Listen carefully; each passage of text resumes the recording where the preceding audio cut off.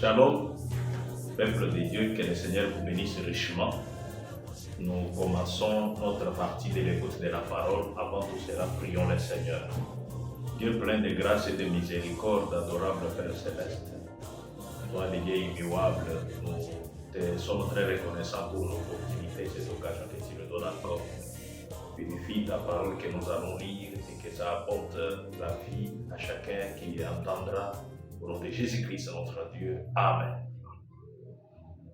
Nous sommes sur un sujet que nous allons aborder aujourd'hui, les signes qui annoncent la fin des temps. Ayant le point principal, la femme. La femme devient le point principal parmi les signes qui annoncent la fin des temps. Notre sujet, je répète, les signes qui annoncent la fin des temps ou la fin du monde, ayant le point principal la femme. Que Dieu bénisse chacun de vous pour l'attention que vous nous donnez, pour vos abonnements, puisque j'ai vu les nombres s'augmentent, le nombre des abonnés s'augmente. Je vous bénis pour cela. Continuez à partager afin que le nombre de ceux qui suivent la parole de Dieu s'augmente aussi.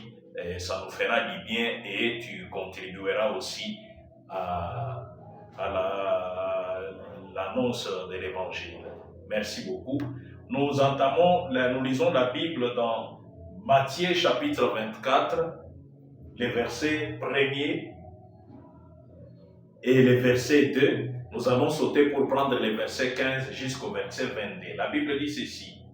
Comme Jésus s'en allait au sortir du temple, ses disciples s'approchèrent pour lui demander, pour lui en faire, ses disciples s'approchèrent pour lui en faire remarquer les constrictions. Mais il leur dit, voyez-vous tout cela, je vous le dis en vérité, il ne restera pas ici pierre sur pierre qui ne soit renversée. Il s'assit sur la montagne des Oliviers et les disciples vinrent en particulier lui faire cette question. Dis-nous, quand cela arrivera-t-il et quel sera le signe de ton avènement et de la fin du monde? Notez bien les questions s'il vous plaît. Les disciples lui abordèrent. Alors nous verrons ces signes. Vous voyez? Quel sera le signe de ton avènement et de la fin du monde? Jésus répondit, prenez garde que personne ne vous séduise, car plusieurs viendront sous mon nom, disant c'est moi qui suis le Christ, et ils séduiront beaucoup de gens. Je prends les versets 15 et les versets jusqu'au verset 22. La Bible dit ceci, c'est pourquoi lorsque vous verrez l'abomination de la désolation dont a parlé le prophète Daniel, établi en lieu saint, que celui qui lit fasse attention. Alors que ceux qui seront en Judée fuient dans les montagnes, que celui qui sera sur les toits ne descende pas pour prendre ce qui est dans sa maison, et que celui qui sera dans les champs ne retourne pas en arrière pour prendre son manteau. Malheur aux femmes qui seront enceintes et à celles qui allaiteront en ces jours-là. Priez pour que votre fuite n'arrive pas en hiver, ni un jour de sabbat, car alors la détresse sera si grande qu'il n'y en a point eu de pareil depuis le commencement du monde jusqu'à présent et qu'il n'y en aurait jamais. Verset 22. Et si ces jours n'étaient abrégés, personne ne serait sauvé. Mais à cause des élits, ces jours seront abrégés. Si quelqu'un vous dit alors, je devais m'arrêter au verset 22, permettez-moi de lire encore 42 jusqu'au verset 44. Veillez donc, puisque vous ne savez pas quel jour votre Seigneur viendra. Sachez-le bien, si le maître de la maison savait à quelle veille de la nuit les voleurs doivent venir, il veillerait et ne laisserait pas percer sa maison. C'est pourquoi vous aussi, tenez-vous prêts, car le Fils de l'homme viendra à l'heure où vous n'y penserez pas. Que le Seigneur bénisse la lecture de sa parole et le Seigneur ajoute des bénédictions. Je crois nous parlons d'un sujet, comme je le disais, les signes qui annoncent la fin des temps ou la fin du monde. Ayant le point principal, la femme. Pourquoi la femme? Il y a des signaux sont nombreux que nous allons aborder. Nous commençons ce sujet aujourd'hui. Nous commençons avec le point principal, la femme, et nous verrons d'autres signes. Pourquoi la femme? Parce que vous verrez, les prophètes de Dieu, comme je vous l'avais dit, au temps de la fin, le prophète devait venir, et quand il est venu, il a parlé, il ne s'est pas tué. Nous avons eu la révélation du temps où nous vivons et les messages appropriés envoyés par Dieu pour ce temps. Et lorsque le prophète de Dieu a parlé, il donne l'exemple, je vais lire le prophète dans les signaux rouges du signe de sa venue, prêché le 23 juin 63, je commence au paragraphe 34. Il dit ceci, vous voyez, ils ont posé 3 questions et il répond à ces 3 questions. Le Seigneur donc, il commence à répondre à ces 3 questions. Quand arrivera-t-il qu'il ne restera plus pierre sur pierre? Quel sera le signe de ta venue et quel sera le signe de la fin du monde? Hein? Et quel sera le signe de la fin? Quel sera le signe de ta venue? Que se passera-t-il à la fin du monde? Voyez, il s'agit de 3 questions différentes. Et il commence à répondre à l'une, celle qui concerne les temps où il ne restera plus pierre sur pierre.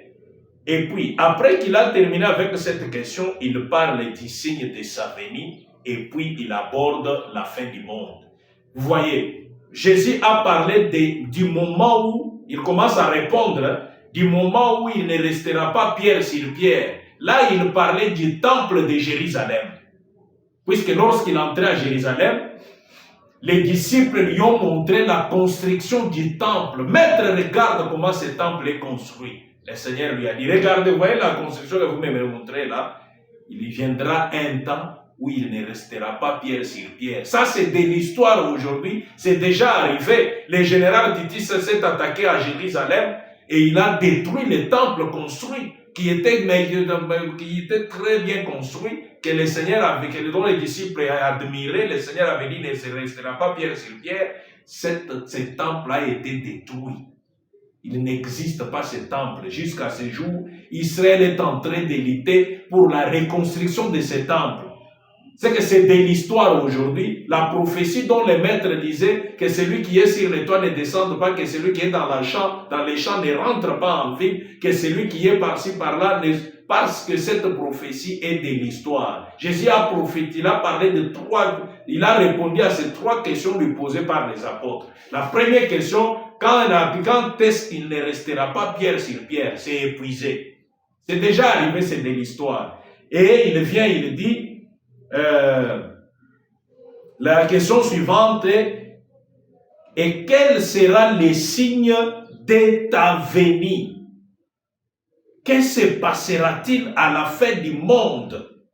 Et le prophète dit, voyez, il s'agit de 3 questions différentes. Et il commence à répondre l'une, celle qui concerne le temps où il ne restera pas plus pierre sur pierre. Et puis après qu'il a terminé cette question, il parle du signe de sa venue. Et puis, il aborde la fin du monde. Alors, le prophète dit, l'une des choses dont j'aimerais parler ce soir, c'est les signes de sa venue. Et nous allons ce soir nous attarder sur les jours de Noé. Il en sera de même à la venue du Fils de l'homme. C'est un grand signe que je vous avais montré la fois passée. Un grand signe qui montre que Jésus est sur le point de venir. Il dit, nous allons parler, il en sera de même à la venue du Fils de l'homme. Ceci m'a frappé l'autre jour et je me suis dit que j'essayerais peut-être de prendre ceci et de parler sur cela. Et j'ai noté plusieurs passages d'écriture. Paragraphe 36. Eh bien, cette question a donc été posée au Seigneur Jésus et il leur a parlé du signe de sa venue. Et puis immédiatement après, il dit ceci, les cieux et la terre passera, ou passeront, mais mes paroles ne passeront point. Et puis il dit, instruisez-vous par une comparaison tirée du figuier.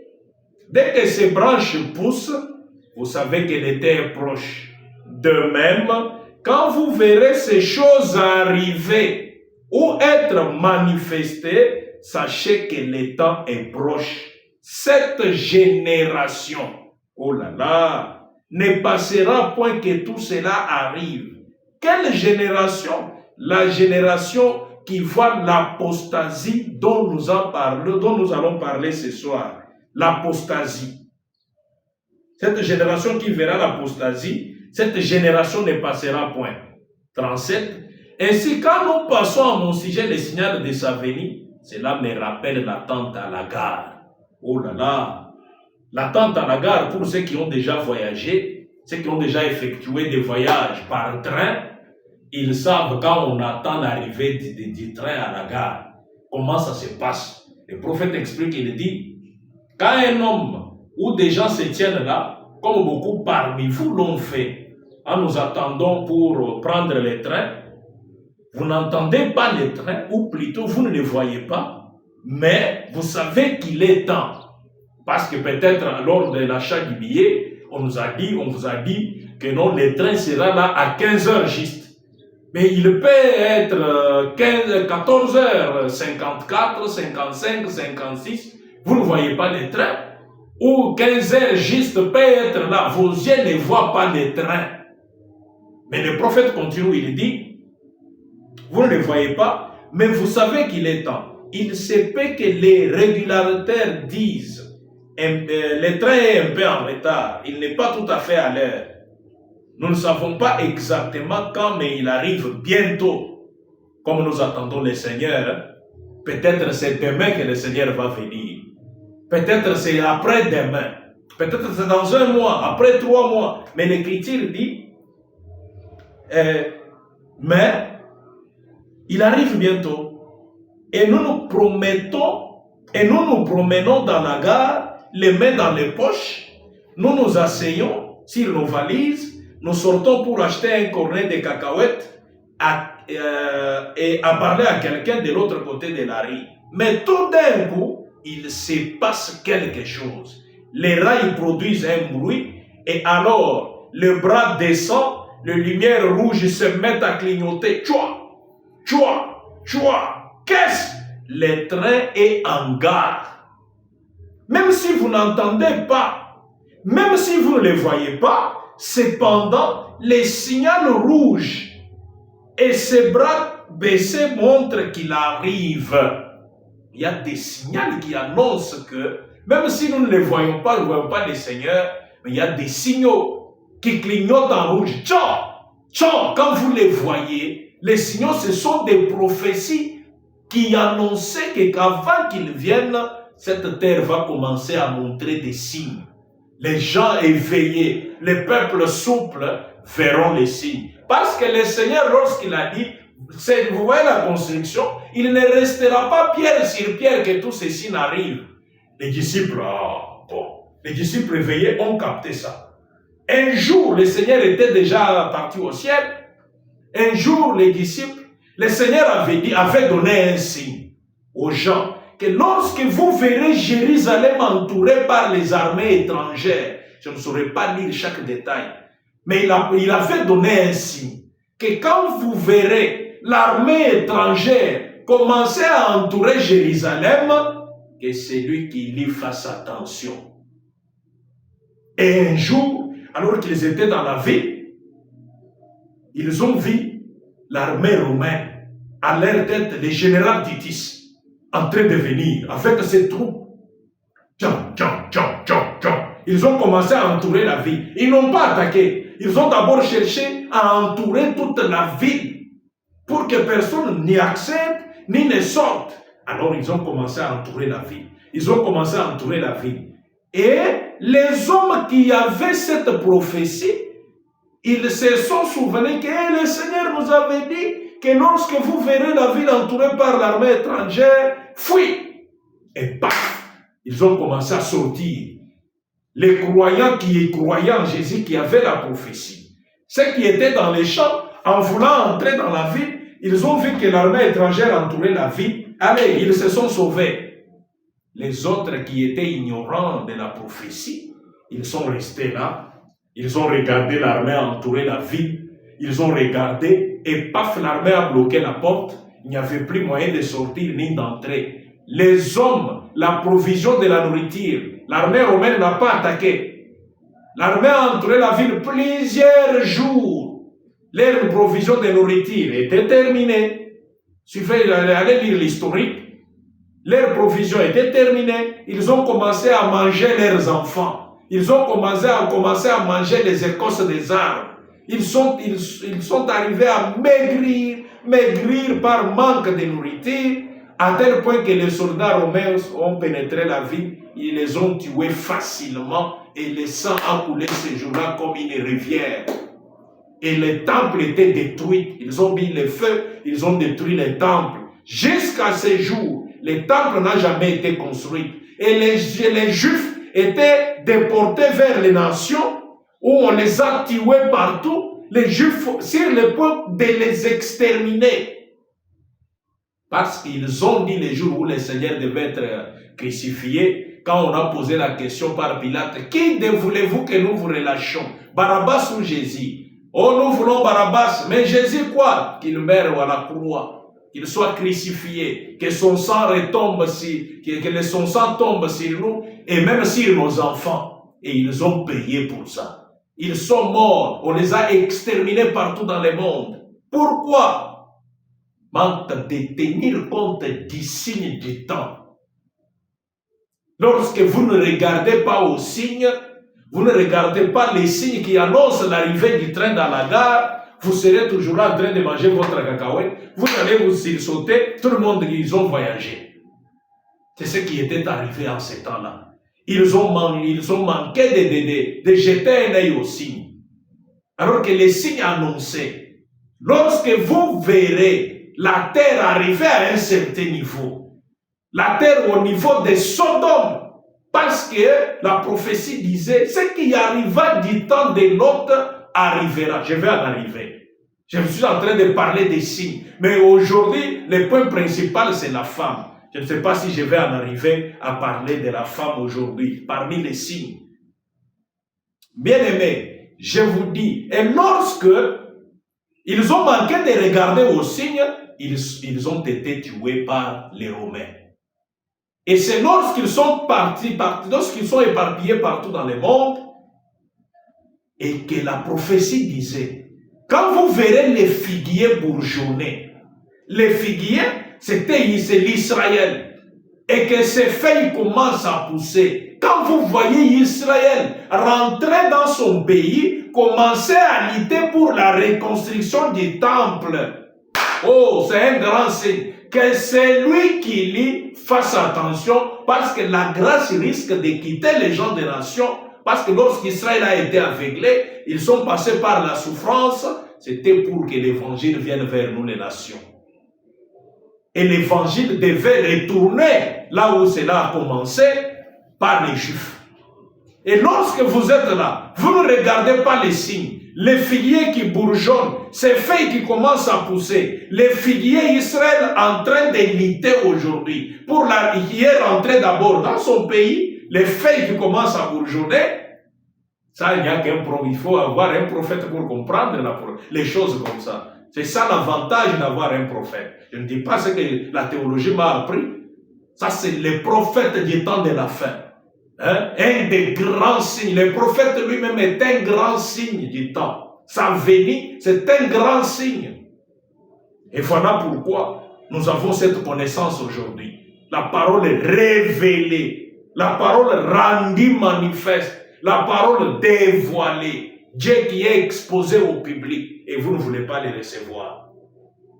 Voilà pourquoi les figuiers a bourgeonné, Israël est dans sa patrie, il est en train de se battre avec les Palestiniens, avec des nations, pour pouvoir reconstruire. Parce qu'à cet endroit, il y a des mosquées.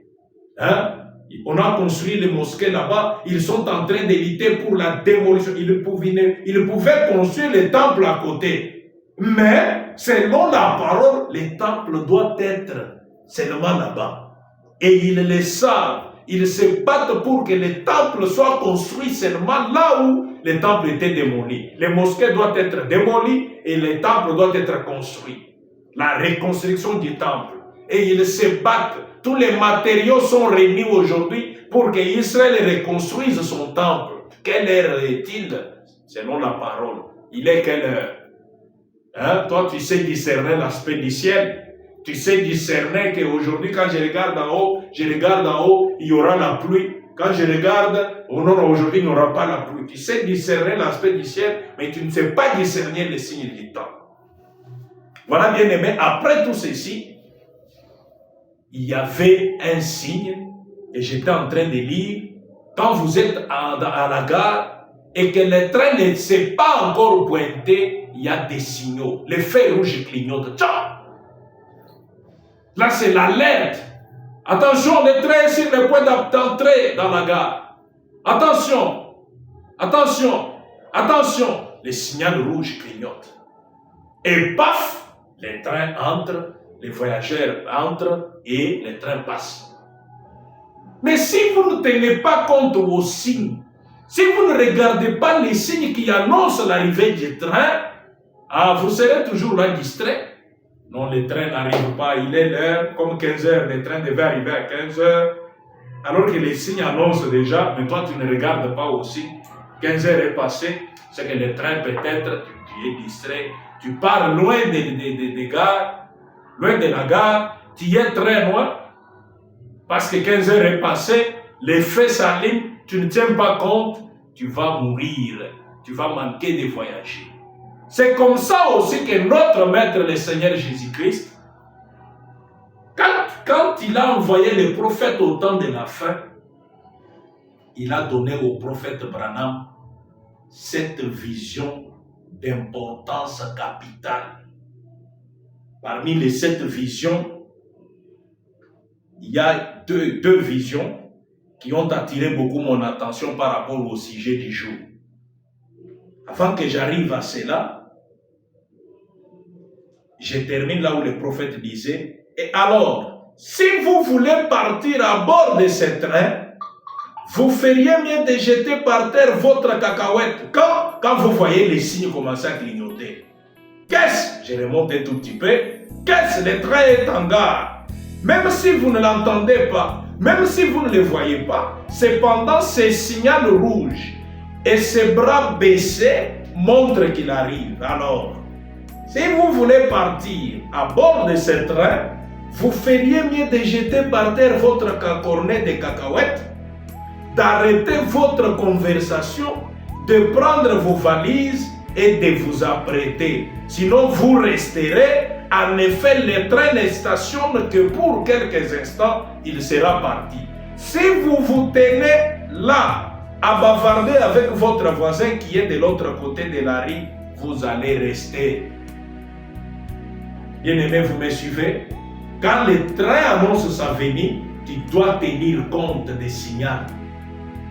Quand je vois les choses aujourd'hui, vous voyez ce qui arrive ici.